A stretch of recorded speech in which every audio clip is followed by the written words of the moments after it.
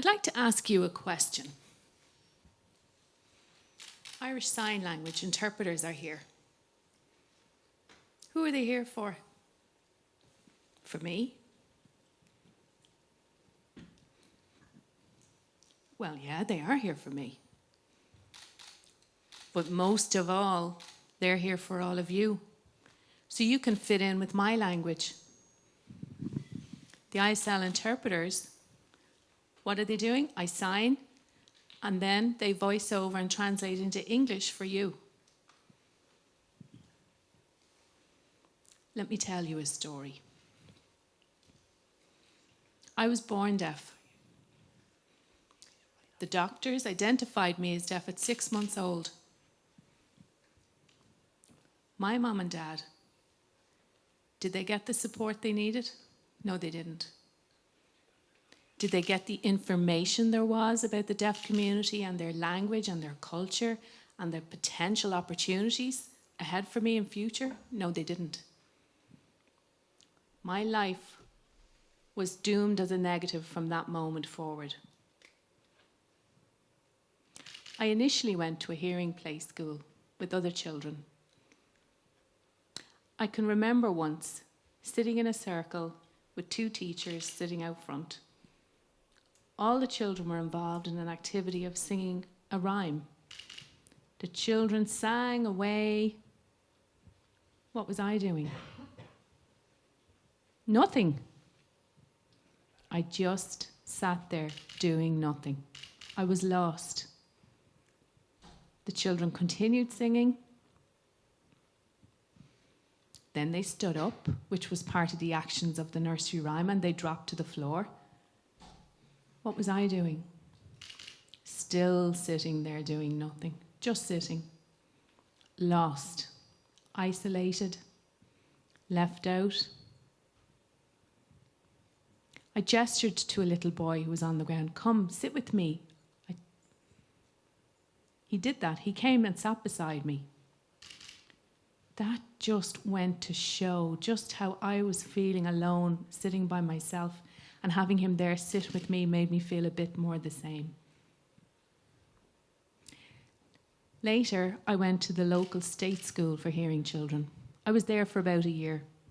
It really didn't work out. My parents had to make the agonising, difficult decision to send me to Dublin to a boarding school for deaf children.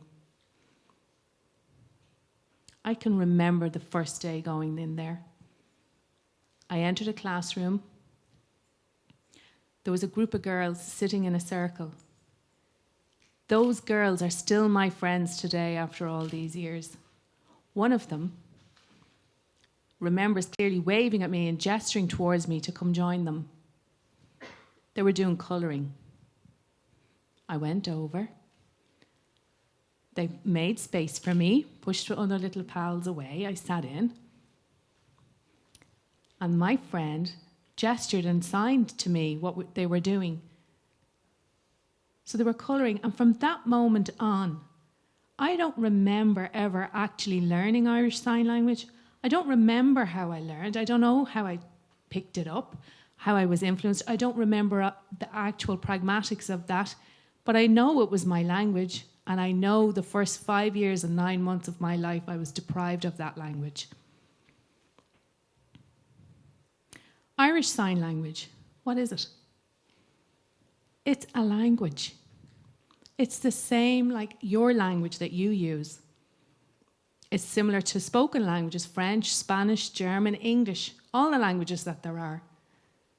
And each country has its own signed language. Irish Sign Language has its own structure, grammar, syntax, just like spoken languages do.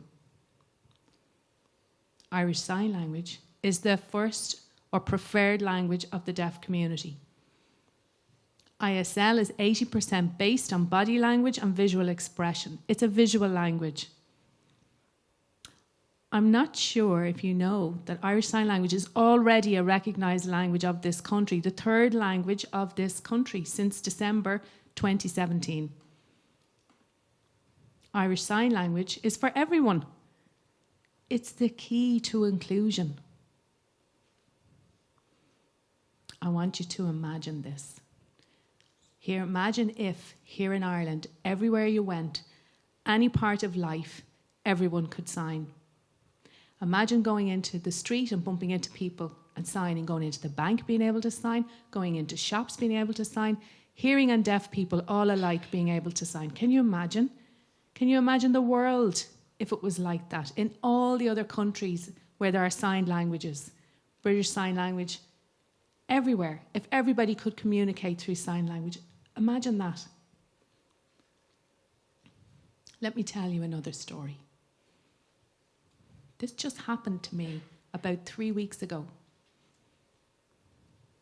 I was at a tram stop waiting. I noticed a woman coming towards me, and I could see by her body language that she was a bit confused. She approached me and spoke to me, and I tried to communicate with her, but as you know, deaf people can work extremely hard at trying to lip read, but 90% of that skill is guesswork. So I tried to lip read what she was saying to me, and she said something like this: "Is this something or other stop?" So clearly she was asking if she was at the right stop. So I took out my phone. I thought, okay, I'm going to try and help this lady. So I typed out on my phone a message: "How can I help you?" And I gave her my phone. She typed. I got excited. I thought, great, she's going to finally communicate with me. So she gave me back my phone. But she walked away to speak to someone else. And when I looked at my phone, do you know what she said? "It's okay." It's not okay. No. I felt so humiliated, degraded. I felt like a second-class citizen to be treated like that.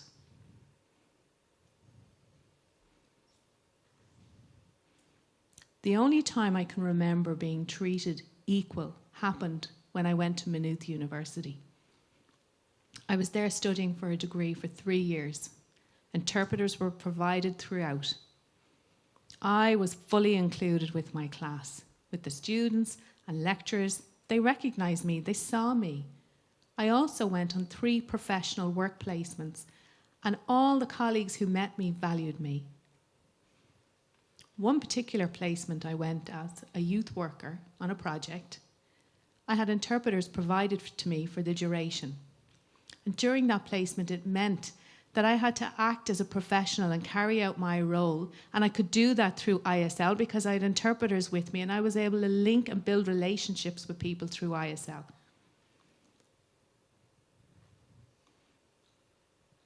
So when I was asked to participate in the programme London's Calling last May, it really opened my eyes, because in the UK, especially in London, they have the Access to Work scheme that is funded by the government, where they provide funds so that deaf people there can carry out their professions and their jobs, can look for job progression, promotion. They are deaf professionals. It's not fair that here, Irish deaf people end up forced to move to the UK to achieve their dreams because of that Access to Work scheme, when they could actually do that here if we had the Access to Work scheme here, a proper one. Can you imagine? Ireland, if we had the Access to Work scheme here, it would mean we would be visible. We would be your colleagues through Irish Sign Language. Just like, can you imagine a world in every country? And if they copied that model for the Access to Work scheme, it would mean that so many deaf professionals would be seen everywhere and able to progress in their work life. And that would mean what? That young deaf people who already have the motivation and the dreams of things they'd like to do ahead in the future, that would be there for them. They could achieve that, just like I couldn't. Inclusion, that's everyone's responsibility. Inclusion is everyone's responsibility. Now, I'd like to invite you to learn about the deaf community. I have a long list of tips of what you can do, but I've just picked 3. One of them is linked to how to communicate with a deaf person. There's many different ways. You could write something down on a piece of paper, write back and forth. You could use your phone just like I did at the tram stop and type something out on your phone. The technology is there, it's amazing. Use it. You could try and speak with a deaf person, but please speak normal and clearly. Just use normal mouth patterns. The deaf community, one of their pet peeves, and my particular one, is when hearing people talk like this. Hello, how are you? Really? Like, just talk normal and clearly. That's all we want. Also, you could try and make sure as you're progressing in the conversation that you are being understood. Have that flexibility and problem is solved. The second thing is, why don't you go and learn Irish Sign Language? There's classes. And if you learn and become fluent, well, hey, you've got a second or third or maybe even fourth language. That'd be cool, right? Then you'd be able to talk to me. You could be my friend. You could be their friends. Thirdly, the way you describe deaf people, what's the right terminology to use? The most acceptable terms are deaf or hard of hearing. Don't say hearing impaired, or a hearing difficulty, or hearing disability, or deaf and dumb. They're not acceptable. It's deaf or hard of hearing.